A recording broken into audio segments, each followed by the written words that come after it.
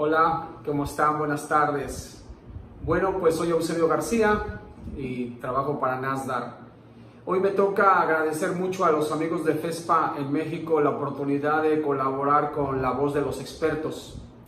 Me toca hablar de ahorros, particularmente hablando de tinta. Sin embargo, quiero ser muy enfático en algo. El ahorro de la tinta no es algo que quisiera yo llevar técnicamente solo. Es decir, aunque es muy fácil explicar solo técnicamente, quiero hacerme un poquito más para atrás, llevando el tema de los ahorros desde la parte comercial, desde cuando un empresario o un inversionista o un emprendedor o una persona decide comprar un plotter. De hecho, ahí es donde comienza el ahorro de la tinta. Casi siempre un empresario o cualquier persona hace una decisión en función de la capacidad instalada. Eso es la primera razón. ¿Por qué? Porque seguramente tiene proyectos. Si ya tiene un plotter, tiene dos o los que sean, o va a ser su primer plotter, simplemente está queriendo emprender algo donde quiere imprimir determinado número de metros cuadrados de X material. Entonces, simplemente es porque va a aumentar la capacidad instalada o porque va a comenzar con un nuevo negocio. Entonces, cuando hablamos de ello, siempre que alguien va a un show o está con un vendedor, el clima de la negociación tiene que ver con metros cuadrados. Siempre es como una gran herramienta de venta para los plotters. ¿Cuántos metros cuadrados por hora soy capaz de sacar adelante en esa máquina? También lo hacen mucho en términos de la resolución, es decir, para lona, a lo mejor estoy en, no sé, 360 dpi, o a lo mejor si voy a vinil autoadherible o algo que tiene cierta definición, pues mi plotter es 720 o incluso 1440 y sus posibles combinaciones. Bien, metros cuadrados, resolución imprimible, y luego se van al tema de las inversiones. Claro, cuánto vale la máquina, cuánto dinero tengo, en cuánto tiempo va a regresar ese dinero, cuántos metros cuadrados, a qué resolución necesito sacar adelante. Todo eso forma parte de los ahorros, ¿vale? Entonces es muy claro y quiero ser muy transparente en ese sentido. También el cabezal y el costo del mismo se hace parte de las decisiones en función de capacidad instalada. Bueno, todo ello en su conjunto forma parte de el gran inicio de ahorrar. Es parte crucial de todo esto. Voy a ir dentro de la parte que le llamo comercialmente hablando, poco a poco hacia el tema de los ahorros de la tinta, porque en realidad cuando ya estamos directamente en la parte técnica queriendo ahorrar tinta, se nos sale del radar que cuando hicimos la decisión comercial ya es tarde, ya no hay nada que hacer por diferentes razones. Voy a tratar de abordar ello. Vayamos al tema de lo que yo le llamo una libertad para en el futuro poder estar ahorrando en los insumos del plotter. Entonces, ¿cuántas personas hacen la decisión en función de la garantía del equipo? También es parte de... O sea, compramos un plotter y ¿cuál es la garantía del equipo? Y sobre todo, qué fácil es confundir la garantía del equipo con alguna posible garantía de servicio, soporte técnico, refacciones y partes, mano de obra y todo ello. Hay que tener mucho cuidado porque al final del día, si nosotros queremos ahorrar en un futuro y no estamos claros de cómo es nuestro plotter en términos de garantía, entonces sí quiero aclarar perfectamente que la garantía del equipo es un derecho incluso legal. Es como cuando compra uno un coche. O sea, uno tiene la garantía del fabricante, pero en algún momento hay una garantía por parte de un distribuidor. Entonces, ahí es donde comienza el tema de una garantía en términos de soporte técnico de servicio, ¿vale? Entonces, hay que tener muy clara esa parte. Podemos ahondar mucho más, pero hay que ser bien transparentes porque nos sentimos gobernados o encandados, ¿de acuerdo?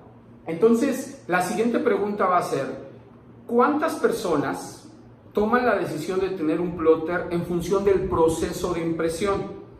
Esa parte es fundamental. Ahí es donde voy a comenzar a hablar un poquito más. El proceso de impresión es donde se va juntando la posibilidad de ahorrar, la posibilidad de realmente de estar salvando dinero durante la vida útil del equipo. Entonces es muy importante el proceso de impresión. Entonces voy a ponerles en pantalla lo que yo considero fundamental, que es le voy a llamar el proceso de impresión inkjet, y es el tren de tinta. Es muy importante que el comprador y el vendedor del equipo entiendan muy bien qué hay en el tren de tinta, porque el tren de tinta tiene componentes que en el futuro me van o no permitir ahorrar. Es muy importante el tren de tinta. Hay que ver si en ese plotter hay un candado para que yo pueda manipular en el futuro la tinta. Es como lo mismo que les ponía yo el ejemplo del auto. El auto un día sale de la agencia y yo durante determinado tiempo quiero depender del fabricante original, pero en el futuro yo quisiera tomar la decisión de llevarlo a un taller diferente pero confiable. Lo mismo pasa con los cartuchos o los botes de tinta, o en su conjunto puede haber en los equipos candados que impiden que tú puedas hacer movimientos de tu máquina. Por eso es de vital importancia que cuando compres un equipo no te vayas solamente por el hecho de cuánto me cuesta, de hecho cuánto es lo que me va a costar la tinta en ese momento, lo cruzas con metros cuadrados, resolución, todo eso perfecto, pero tienes que estar seguro de que en el futuro vas a poder o no, porque también es una buena decisión estar comprometido con una marca para siempre. ¿Por qué no? O sea, también es una manera de garantizar una continuidad en tu negocio, ¿vale? Entonces, vayamos por ahí. Después del candado, es muy importante el RIP.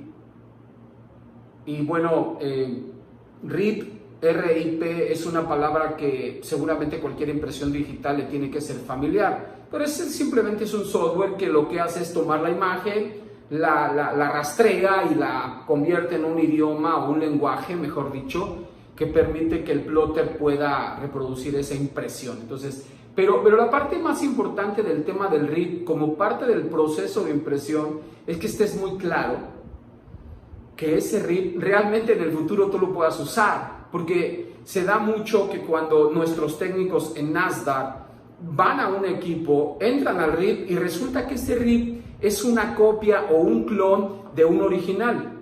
Entonces solamente sirve para poder literalmente imprimir, pero no te permite manipular absolutamente nada, porque lo legal sería que ese RIP fuera autónomo y te permitiera manipular una imagen y el equipo en su conjunto. Más adelante hablaremos de esa parte técnica que le llamaremos gestión de color, ¿vale? Entonces es muy importante que cuando estemos hablando de proceso de impresión estemos totalmente conscientes de que el RIP es legal. No quiero decirlo de otra manera porque es la realidad. Es como copiar un disco compacto en el pasado, o hoy simplemente instalar un programa pero no tienes la llave. Y normalmente en los RIPs hoy en día ya pueden ser claves, como cuando compras un software, pero normalmente te dan una llave tipo USB, los americanos le llaman dongle. Entonces es muy importante que cuentes con un RIP que te permita en el futuro, porque eso va a ser fundamental a la hora de querer ahorrar tinta. Entonces, es típico, te dicen, ya quiero cambiar la tinta porque ya no quiero tener la garantía del equipo original, ahora quiero una garantía de una marca de tintas que sea confiable, que me permita mejorar el color, que me permita cosas por el estilo. Llega el técnico y dice, oye, pero es que tu RIP no me permite manipular nada. Si acaso puedo hacer un perfil de color, pero esa es la última parte de la gestión de color. Entonces la idea es que podamos, que se pueda manipular. Y es muy importante. Entonces, si ves comercialmente, vamos desde la decisión de la garantía, la resolución, la inversión y el RIP dentro de parte del proceso, que conozcas el tren de tinta, que veas que no tengan candados y sobre todo que el RIP esté, digamos que formal o legal. ¿Sale? Entonces, quiero de alguna manera comenzar a resumir o puntualizar el tema del comercial. ¿De acuerdo? Entonces, voy a dejar dos notas más en términos de cómo comercialmente nace la probabilidad de ahorrar tinta en el futuro. ¿De acuerdo? Entonces, voy a ponerles a ustedes algo que me gustaría que quedara muy claro respecto de cómo sucede el proceso de impresión digital. Entonces, el tren de tinta lleva filtros, lleva cabezales y tienes que conocerlo. Si compras un plotter sin entender esa parte, es probable que te metas en algunos inconvenientes en el pronto, en el presente y sobre todo en el futuro. Gestionar el color, que ahí es donde técnicamente nos vamos a meter en breve. y obviamente configurar todo el bagaje de proceso de impresión, las decisiones comerciales y la parte técnica. Entonces es muy importante que el proceso de impresión digital te acompañe cuando queremos ahorrar tinta, ¿de acuerdo? Voy a seguir adelante. Es muy importante porque yo ahorita voy a hablar de algo que se llama TCO, que por sus siglas en inglés está escrito así, ¿de acuerdo? Pero antes quiero de alguna manera ayudarles a entender qué es en realidad el retorno de inversión. Entonces tenemos que estar muy claros. El retorno de inversión es una simple fórmula. Todo el beneficio acumulado, es así de simple, entre la inversión que hiciste menos los costos, te va a dar retorno de inversión. El asunto es que a lo mejor lo estás haciendo. Y claro, es una herramienta poderosa para poder darle viabilidad al negocio. Es probable que esa sea una excelente herramienta, pero hay una que voy a dejar que va a ser como un hito en el tema de en el futuro poder estar ahorrando, porque es todo el camino. O sea, recordemos que nosotros hacemos inversiones de equipo y lo que queremos es que con el paso del tiempo la inversión se vuelva en un retorno mucho más alto. Entonces quiero que recordemos el costo total de propiedad. Recuerden, el costo total de propiedad, por sus siglas en inglés TCO, ahí lo tienen en un recuadro, significa cómo puedo pronosticar a 1, 2 o 3 años que la decisión de compra que tengo realmente va a ir bajando mis costos.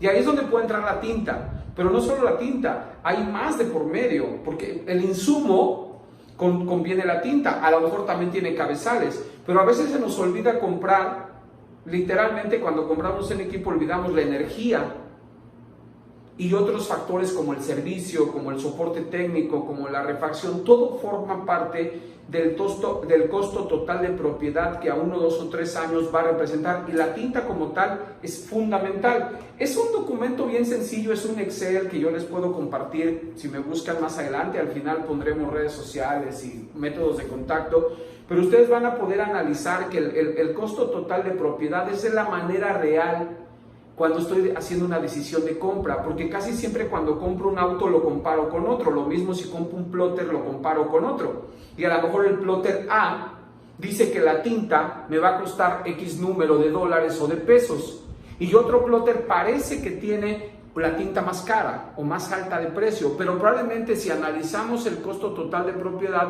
pudiera ser que incluso la tinta que hoy es más cara, revisando el tren de tinta, los candados y el RIP, a mediano plazo se convierte en un mayor beneficio.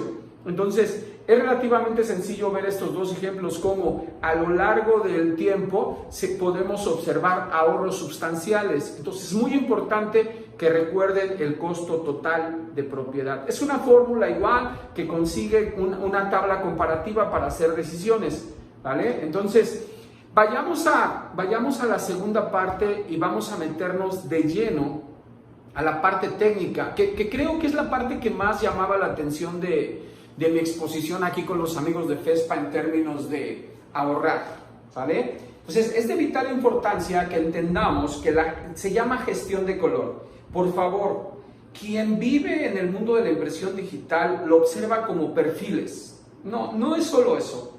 Ustedes pueden ver una imagen en este momento que está hablando de una resolución que fue parte del proceso de compra y seguramente es parte fundamental de la actividad comercial que tiene su negocio, su taller, su planta. Pero la siguiente parte que habla de restricción de tinta es ahí donde está el ahorro. Ahorita les voy a explicar rápidamente cómo sucede. Luego se tiene que linearizar, se tienen que hacer límites de tinta multicanal y finalmente el espacio de color para reconocer si realmente voy a poder significar una gama tonal en un perfil de color, ¿vale? Entonces es muy importante que tengamos este diagrama de gestión de color. Acostumbrémonos técnicamente a que nuestro proceso de impresión tiene la parte técnica más importante en la gestión del color. Vayamos de lleno al tema del ahorro de tinta. Entonces, nosotros sabemos que los equipos tienen una X resolución y que si es lona vamos a 360, que si esto, que 720 por 720, 360, bla, bla, bla. Todo muy bien. Esto es solamente una imagen que de alguna manera representa eso en DPIs y sabemos que a menos DPIs, pues la imagen tiene menos definición, a más DPIs es bella, pero el plotter se va alentando. ¿Cómo esto es la base de la situación técnica? Una cosa más de vital importancia es siempre hacer test de cabezales. Esa es la manera, porque la confusión del resultado de la tinta, cuando nosotros no tenemos los cabezales de manera eficiente, y podría pasarme un rato hablándoles de cómo una tinta puede trabajar mejor en un equipo y romper ese mito de que cuando cambio de tinta se tapan los cabezales. Puede ser incluso todo lo contrario, una tinta nueva o una tinta de otra marca incluso puede hasta mejorar la condición de los cabezales, sobre todo si quien lo hace entiende el tren de tinta. Recuerden, siempre el tren de tinta, los filtros, las bombas y todo ello tiene que ver con esto. Entonces, recuerden, importantísimo hacer un test de cabezales. Vayamos a la parte donde comienza el ahorro de tinta, y esta es la parte donde luego de 15 minutos, de más o menos 30-35 que vamos a estar juntos, esta imagen les permite ver los colores uno por uno, es decir, estamos viendo el cian, el magenta, el yellow y black. Entonces, para facilitaros un poco el entendimiento, imagínense que están echando la tinta con el cabezal, ¿de acuerdo? Entonces, imagínense una plasta y comienza a aventar tinta, pum, pum, pum, pum, pum, miles y miles de disparos, y entonces se va formando una capa de tinta en el sólido. Bueno, si ustedes ven esta imagen, va de casi nada de tinta hasta el sólido al 100%. Bueno, cuando llegue al 100%, como si fuera una gráfica que va inyectando tinta hacia arriba, llega un momento en donde puede seguir inyectando tinta y el valor de densidad de esta tinta ya no sube. Entonces, esto es algo que no sé si todo el mundo lo sabe, espero que sea algo nuevo. La densidad del cian y del magenta tienen que estar casi igual. Dependiendo de algunos pequeños factores, pudiéramos decir que el magenta tiene que estar un punto arriba del cian. Entonces, memoria, 1.60 de densidad de sólido con un densitómetro sería el ideal del magenta. Quiere decir que el cian debería de estar igual en 1.60 o tal vez 1.59, 1.57, pero nunca pongan el cian arriba del magenta. El yellow, normalmente cuando tenemos a 1.60 el magenta y el cian queremos a menos de 1.0 el yellow, a veces en 0.9, a veces en 1.0. Y el black siempre, como es un entonador, lo llevamos casi a los, bueno, no 2.0, 1.9, 1.85, pero recuerden, el estar inyectando tinta no va a llegar más allá. Por ejemplo, el magenta, que es el que más nos llama la atención, de pronto si inyectamos la tinta, toda la capacidad del equipo nos va a dar 1.9, no lo necesitamos. Al contrario, nos daña porque la capa de tinta no se seca, sobre todo si es base solvente. Y si es ultravioleta, la capa de tinta por debajo se queda cruda. Entonces, con esta guía, con esta imagen, nosotros vamos midiendo y le vamos haciendo una restricción. Está al 100% y nos entrega 1.9, el magenta. Lo ponemos al 95% y nos sigue entregando a lo mejor 1.85, entonces vamos bajando hasta que encontremos el 1.60. Quiere decir que cuando lo bajamos a lo mejor al 85% o al 80% de inyección de tinta, es decir, quitamos 20% de inyección de tinta y en ese momento obtenemos el 1.6 y entonces lo hacemos con los 4 colores. Entonces, los 4, como lo hacen los fabricantes de tinta casi siempre, está al 100%, 100, 200, 300, 400. Vamos reduciendo la restricción y de pronto estamos en que la suma de los 4, 8 por 4, pues 320. Entonces tenemos ahí ya un porcentaje de menos tinta, conservando la densidad de color y pudiendo representar la misma calidad de imagen con menos problemas de secado, solo hablando de restringir 1 por 1. Ahí no termina el tema del ahorro de tinta, pero esta es la panacea de la situación. Y recuerden, si el RIP es legal, podemos hacer esto. Si el RIP no es legal, es un clon, una copia, lo que sea, esto no se va a poder. Nuestros técnicos a veces nos metemos a sus máquinas con nuestro RIP, pero no se completa. Lo ideal es que esté instalado en tu máquina, ¿sale? Entonces, restricción de tinta, nosotros casi siempre logramos 20, 25, hasta 30% de ahorro y se comprueba, se ve. Y además cuando ya imprimes un diseño es muy evidente la calidad de la imagen porque aumenta la resolución. Vayamos al siguiente hito, que es la linearización. La linearización significa que una vez que restringimos, tenemos que hacer ajustes a las curvas, porque si no lo hacemos, la restricción de la tinta nos va a entregar una inyección que aparentemente debería de ser una línea recta, pero no sucede así en tonos claros. ¿Qué quiero decir con esto?